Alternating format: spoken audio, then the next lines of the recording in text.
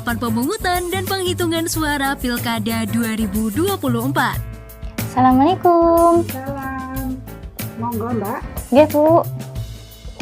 Bu, saya dari KPPS TPS 1 mau memberikan undangan untuk Pilkada besok. Oh iya. Petugas KPPS mendatangi pemilih untuk memberikan formulir C pemberitahuan. Formulir C pemberitahuan wajib terdistribusi kepada pemilih 1 hari sebelum pelaksanaan Pilkada 2024. Jika ada yang belum terdistribusi, maka KPPS wajib mengembalikan formulir C pemberitahuan ke PPS. Sebelum pemilihan dilaksanakan, seluruh anggota KPPS melakukan persiapan di TPS, termasuk penempelan salinan DPT, DPTB, dan daftar pasangan calon. KPPS menerima semua perlengkapan dari PPS yang akan digunakan di hari pemungutan suara. TPS sudah harus siap 1 hari sebelum hari pemilihan. Pendistribusian kotak suara dilakukan oleh anggota PPS 1 hari sebelum hari pencoblosan, dibantu oleh Linmas dan diawasi oleh pengawas pemilu tingkat kelurahan atau desa.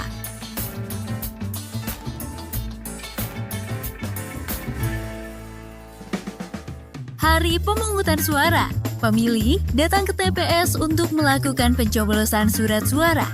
Saksi dan pengawas datang sebelum dilakukannya sumpah janji.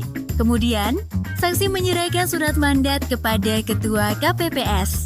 Lalu, Ketua KPPS memberikan salinan DPT dan DPTB kepada saksi dan PTPS.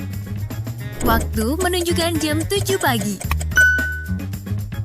Ketua KPPS memimpin sumpah janji dan ditirukan oleh seluruh anggota KPPS. Hari ini kita akan mengambil terlebih dahulu sumpah janji anggota KPPS. Mohon nanti tirukan saya. Demi Allah, saya bersumpah. Demi Allah, saya bersumpah.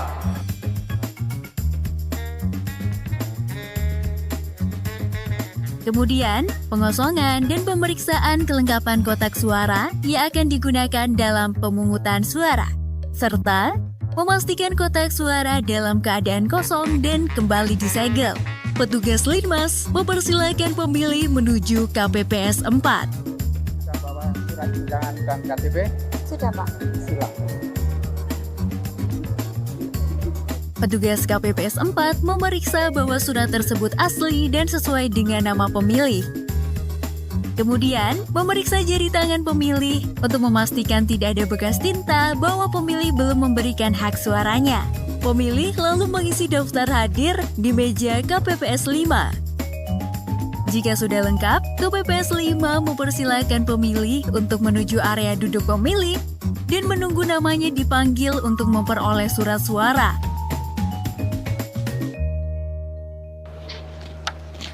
Mbak, saya mau milih di sini sudah bawa surat A pindah memilih. Pemilih yang terdaftar dalam DPTB dapat menunjukkan formulir pemberitahuan surat pindah memilih. Pak, saya mau milih di sini. Sudah bawa surat undangannya?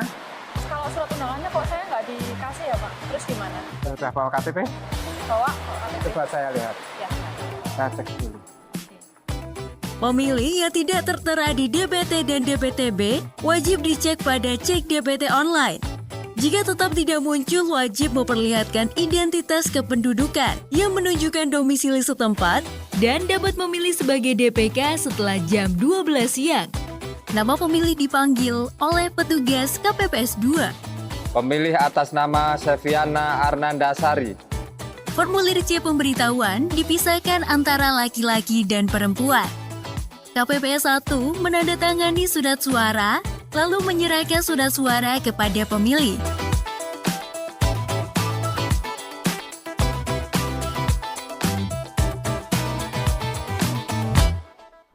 Surat suara untuk calon gubernur dan wakil gubernur berwarna merah marun. Surat suara untuk calon bupati dan wakil bupati berwarna biru muda. Coblos pada nomor urut atau pada fotonya atau nama calonnya dengan memakai coblosan yang tersedia di bilik suara. Pemilih lansia atau pemilih berkebutuhan khusus akan didahulukan dan bisa didampingi oleh anggota keluarga atau dibantu oleh petugas KPPS. Pendamping pemilih wajib mengisi form C pendamping dan menjaga kerahasiaan pilihan pemilih. Surat suara saya robek, Pak. Jika kertas suara rusak atau salah mencoblos, pemilih dapat meminta surat suara kepada Ketua KPPS hanya 1 kali. Setelah itu, pemilih keluar dari bilik suara dan memasukkan surat suara ke dalam kotak sesuai dengan jenis surat suara dengan pengawasan petugas KPPS 6. Pemilih menuju KPPS 7 untuk mencelupkan jari ke tinta sebagai tanda bahwa sudah mencoblos surat suara.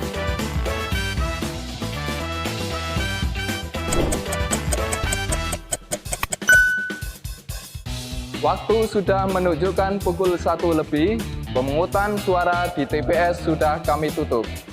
Dilanjutkan dengan rapat penghitungan suara. Persiapan perhitungan suara dimulai dengan anggota KPPS memasang plano. Anggota KPPS membuka kotak suara dan mengeluarkan surat suara disaksikan oleh semua yang hadir. KPPS 2 membuka surat suara, KPPS 1 membacakan, KPPS 3 dan 4 menulis, KPPS 5 melipat surat suara, serta KPPS 6 dan 7 menyusun, mengelompokkan, dan mengikat surat suara yang sudah diteliti. Paslon 75 sah.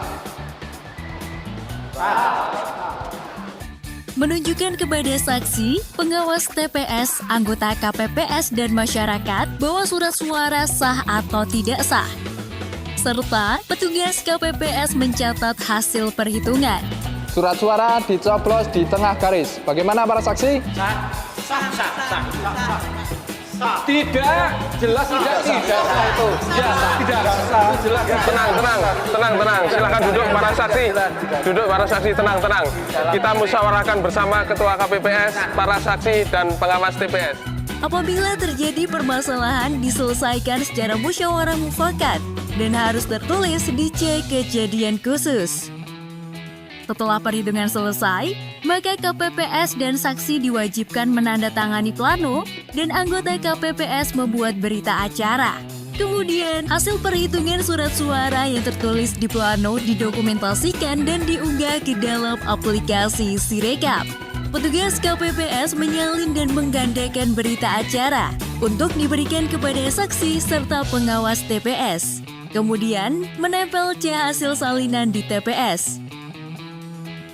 Surat suara dan berbagai logistik yang harus berada di dalam kotak suara dimasukkan. Kemudian, disegel dan dikirimkan ke PPK melalui PPS untuk diadakan pleno rekapitulasi tingkat kecamatan.